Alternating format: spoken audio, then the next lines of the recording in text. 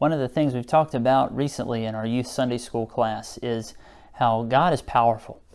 And one of the ways we see that God is powerful is just in His control over world events, His control over creation, even over the events of history.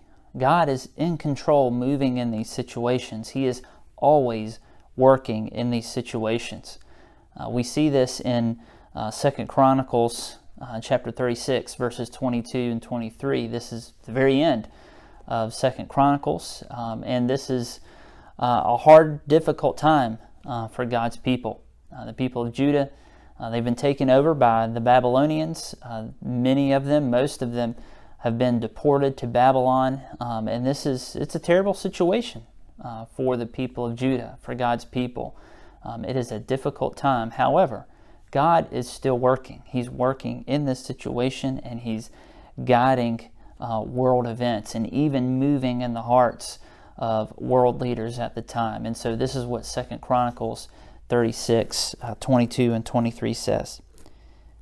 In the first year of King Cyrus of Persia, in order to fulfill the word of the Lord spoken through Jeremiah, the Lord roused the spirit of King Cyrus of Persia to issue a proclamation throughout his entire kingdom, and also to put it in writing.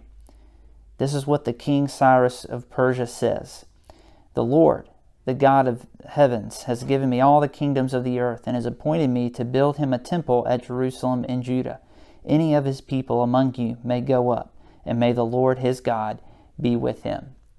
And so even in this situation, as devastating as it must have been, God was still working. He works in the heart and in the life of one of the most powerful world leaders at the time, and He moves him to have this desire that he would build a temple for the Lord in Jerusalem, where the first temple had been destroyed. And so he decides that God's people can return to Jerusalem in a dramatic turn of events and turn of fortunes for them. And so God is always working, even in situations where it doesn't seem like He is still working. And so what should you and I do in response to this? I think number one, we should pray. We should pray that God would continue to move in the hearts and lives of our world leaders today, that He would direct them to do things and make decisions that would be pleasing and honoring to the Lord. And then secondly, knowing that God is in control and that He's always working, we should continue serving God and serving others. We should serve with confidence that we know that God is in control, working to accomplish His purposes. We should continue to serve Him. We should continue to serve others, knowing that God will move in the lives of people so that more and more people would know Him and bring glory to Him. And so circumstances may not always be hopeful. And certainly there are a lot of reasons we could feel that today, that our circumstances aren't hopeful. But we are hopeful because God is always working.